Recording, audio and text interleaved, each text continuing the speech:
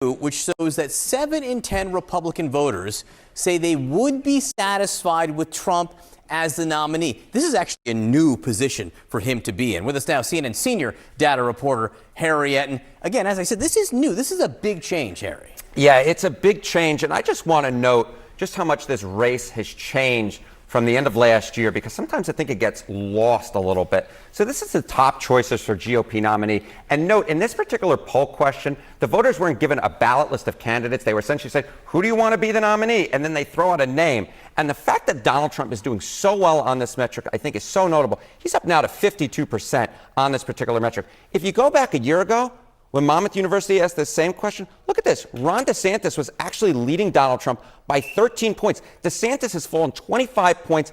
Trump has gone up about the same. Now, Haley's up as well. But the fact is, when you got someone at 52% and the next two competitors are at 14 and 11%, that guy at 52% is doing pretty gosh darn well. One of the things Donald Trump has been saying on the campaign trail about Nikki Haley is, where's this surge that's getting reported out there? Is there evidence that Haley's hit something of a ceiling? Yeah, I think so. So take a look at the favorable ratings, all right? So these are views of Nikki Haley, September, December, favorable, unfavorable.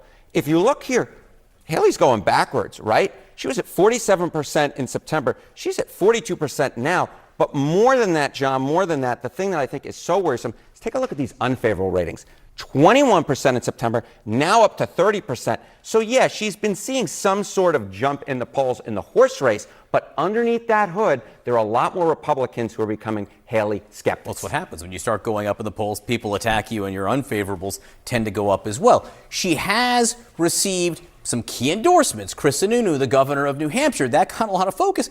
But on the endorsement issue, it's not like Trump is suffering. No, it's not. I mean, take a look here. Endorsements from governors and members of Congress. Haley, congratulations. You're now up to 2. Look at Donald Trump. 98 endorsements from members of Congress and governors. DeSantis is just 7. You know where Donald Trump was at this point back in the 2016 cycle, John?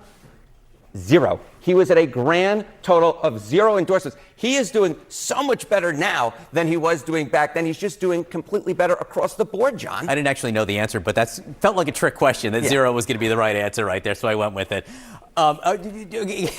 Sorry here.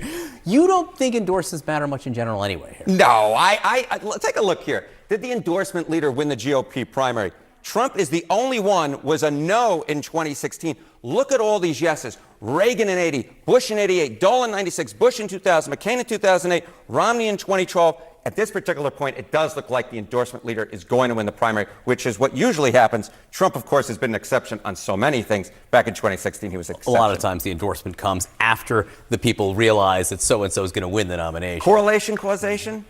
Harry Enten, thank you very much.